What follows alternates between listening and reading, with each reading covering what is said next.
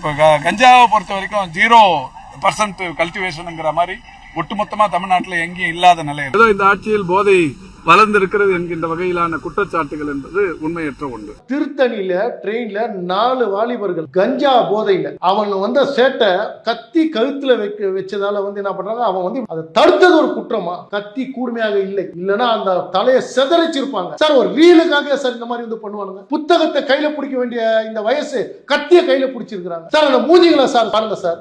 அந்த பண்ணாடிக்கு சீர்திருத்த பள்ளியில திருந்துறாம மாதிரியா சார்? வளர்ப்பே சரியில்லை. காவல்துறை என்ன தூங்குதா? உளவுத்துறை தூங்குதா? அந்த பையன் அம்மா அம்மான்னு கத்தும் உயிருக்கு போராட்டி இருக்கிறான் சார். வெக்கக்கேடு சார். நான் கேட்கிறேன், ஏன் சார் ஒரு மீடியாவில் கூட சார் நீ போட மாட்டீங்க? பெரியார் மன்ன செருப்பால் அடிக்கணும், செருப்பால் அடிக்கணும், சுட்டு தள்ளுங்கன்ற, இல்லைன்னா வேலை கத்திய குத்து அவனுக்கு 4 பேர் வெட்டுங்கன்ற. பிள்ளைகளை பெற்றிருக்கிறாங்களா? பிள்ளைகளை ஒரு போதை வருது, ஆந்திரால இருந்து வருதுன்னு சொல்றானுங்க திருத்தணி வழியா. நான் கேட்கிறேன், செக் போஸ்ட்னா ஒரு ஆத்தாப்பனை பிறந்தா எல்லாரையும் பிடிக்க சொல்லுங்க. அமைச்சர்கள்லேருந்து முதலமைச்சர் உள்ள ஜெயிலுக்குள்ள தான் உட்காரணும். கேவலம் ஓட்டுக்காக ஒரு பிரிவினை ஏற்படுத்தி ஒரு உயிரை இந்த மாதிரி துடிக்க கொள்ற அளவுக்கு எப்படி சார்? அவங்க செல்ஃபி எடுக்கிறது விடுங்க சார், அவங்க முகத்துல ஒரு பர்சன்டேஜ் கூட பயம் தெரியல சார். தலையை வெட்டு, தலையை தர, என்ன சார் ரீல்ஸ் காட்டுறானுங்க சார்? எந்த அளவு இந்த ரீல்ஸ் முகத்தை சீரழிச்சு